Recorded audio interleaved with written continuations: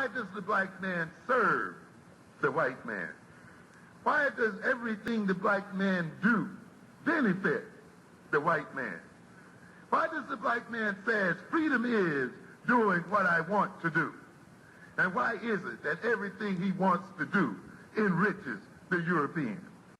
Welcome to the desert of the real.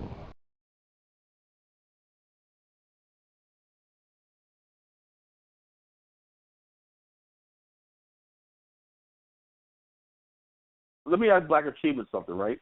Black Achievement made a comment earlier about the Chinese have Chinatown and all these businesses and everything like that.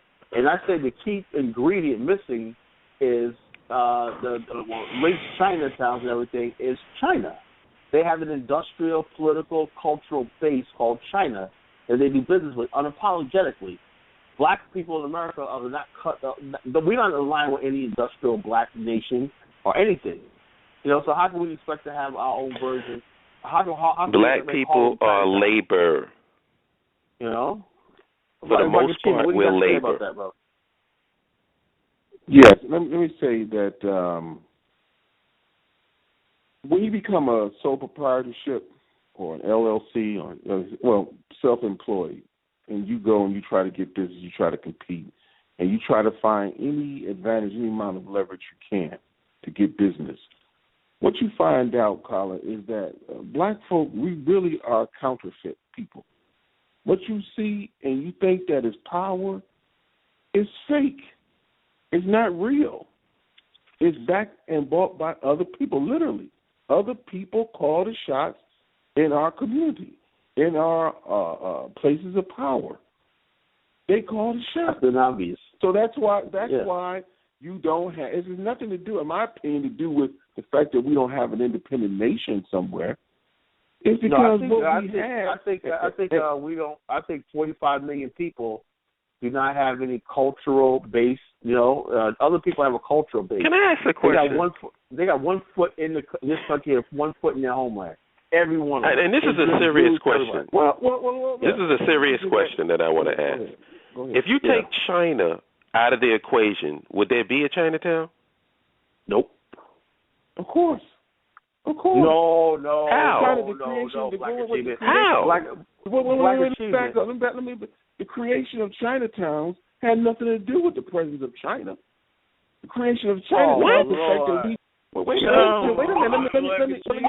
Oh my God! Give me a minute. Chinatown was created by acts of Congress. The first name in Chinatown is China. China. Wait a minute. That's just the name. Listen.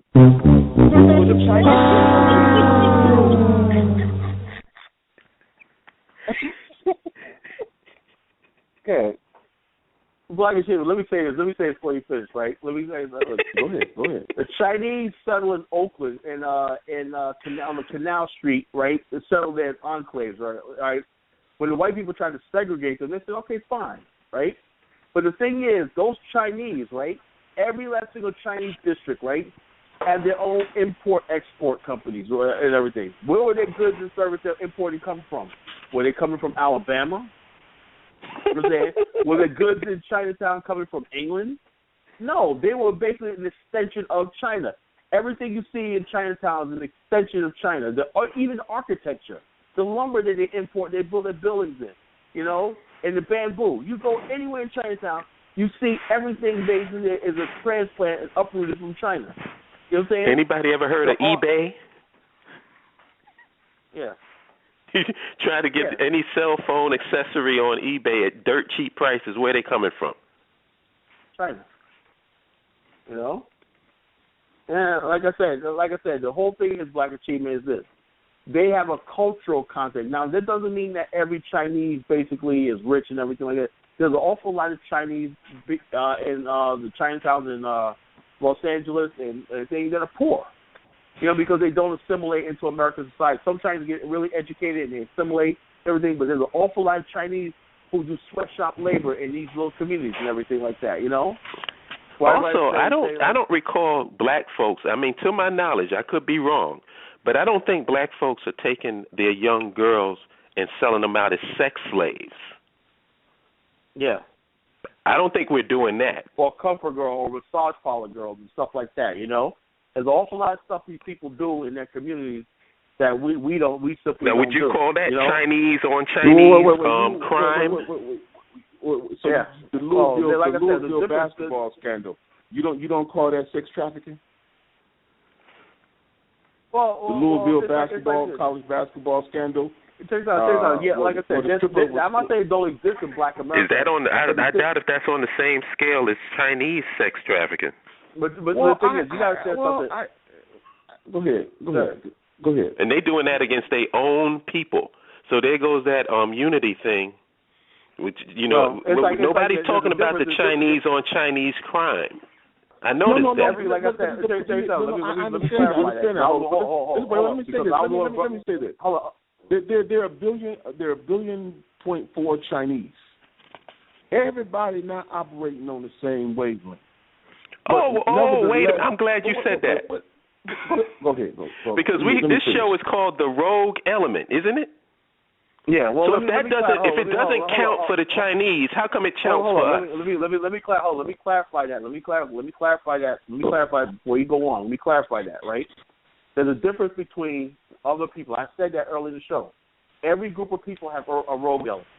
You know, Italians have the mafia, everything like that. You know, but other people have the sort of immune system, cultural immune system, by which they don't let other people control that rogue element, and they basically can function normally. Black people in America do not have it. Because we don't have a nation. Right. So I'm saying is. So the solution is nationhood. So that's why my question is, what are we expecting to do here in America without nationhood? Well, like I said, I agree with you 100%. But the argument among 90% of Black people is like the same old. If they don't come to our side and realize nationhood is the solution, I've said it so many times. Nationhood would answer all these problems. Because why? Because the thug element and the rogue element will have to be accountable to us. And the whole thing is they're not accountable to us because we live in America.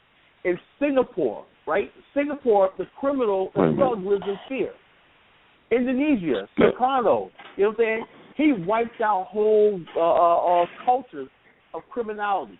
Why? Because you had to answer. You weren't talking to the Dutch anymore. When they took power, you weren't talking to the Dutch anymore. Let me ask Holip this question. Let me ask you. How do you erase the fear from the Negro? How do you do what? Erase power. The fear that Black people have for nationhood status. You can't. Black folk are scared of revolution, scared of nationhood, scared of owning your own block. I mean, let me answer that. Go ahead. What Black people are you talking about? American Black. Because every Black person, and there's 44 million of us, every one of us is not for nationhood. I believe, and I know, this is my opinion, that the people about nationhood is about 5% of our population. You're talking about a very small percentage. You know what I'm saying?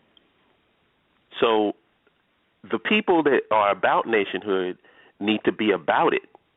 They need to get together with each other and do it. And as far as I can see, that's what we were doing with the BAIO. That's the only solution as far as I can see. And once we build something, like what they say, build it and they will come. When people see that we are on the ground and that we have something of substance and of value and tangible and concrete, then people will come along like they always do. Mm-hmm. That will eliminate the fear. But I'm not trying to convert 44 million Black people. You know how much people is doing, how many different things involved in all kinds of different ideologies, have all types of fear and dysfunction. We are in a bad shape as a people on a whole. So the people that know what time it is, the people that's on these shows, having these discussions, we need to start doing something. Are we just going to be intellectually masturbating for the next 10 years? Are we going to keep talking about, the rogue element in the Black community, the thugs in the Black community, the interracial dating, the homosexuality, the pedophilia? Are we going to keep raising these topics for the next 10 years? Or are we going to do something about it? No, like I said, is Thomas on the line? Is Thomas on the line? I'm still here. Yeah. Thomas, you remember you had a personality test or something that you were talking about with me before? I had a training course in my job. It lasted like 8 hours, and I thought it was going to be some BS, but it was actually very good. And it taught me what type of personality that I am. And I told you. My personality, I fall under the results quadrant. Results person is a person who is more like moderately fast-paced and task-oriented. And it describes me perfectly, because my thing is, what do we have to do? Let's fucking do it. All this other stuff, I don't have time for that. What are we trying to do? What is the goal? Let's do the fucking goal. Yes. So to sit here and talk about the ills of America, if I was going to do a content on the ills of America and Black America, I would be having shows up the ass. Well, but you still have to basically, when you do that, you have to make there's this illusion. And when you start talking about nationhood and you start basically putting out the stat like this, like tonight, after no one listening to this show tonight can argue right now after this show, and I'm glad I did. I'm glad I called in. After this show, you cannot listen to the show and say, you know something, we can do it right here. There's no way you can say it, because I've proven case by case that you cannot do it without your control over your social, political, economic. I think we've proven it before this show. I agree with you, but we've proven it.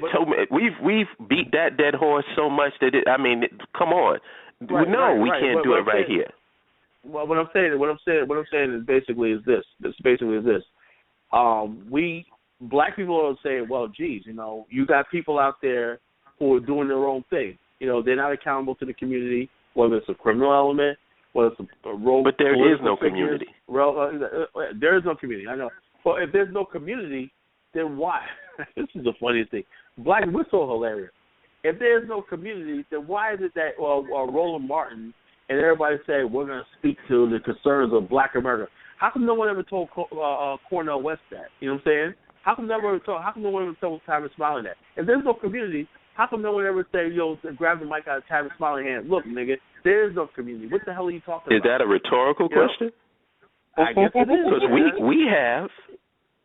I know, but no, I'm just saying. You have, the BAIO has, I have, Thomas has, I know Minister has. But I'm saying is, we're not basically, the average Black person still believes there's a so-called community. But we can't do nothing about that. Hillary's going to get the so-called Black vote, and the community is, what the hell are you talking about? Everybody's we can't do, Tyler, you know this, and we all know this. We can't do nothing. The average Black person is not into anything that we're talking about right now. What are we going to do about them? We can't do anything. All we can be responsible for is our actions and what we're going to do. Roland Martin.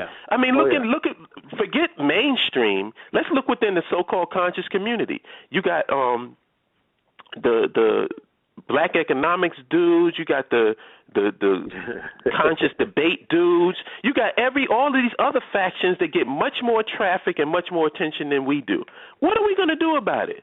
Cry? Or are we going to do what we have to do, and the people that's about it will be with us, and the people that's not won't be? Yeah. That's it. Yeah. So continually talk about what's wrong and why, it just seems to be an incredible waste of time. I want to talk to freaking people that's about nationhood.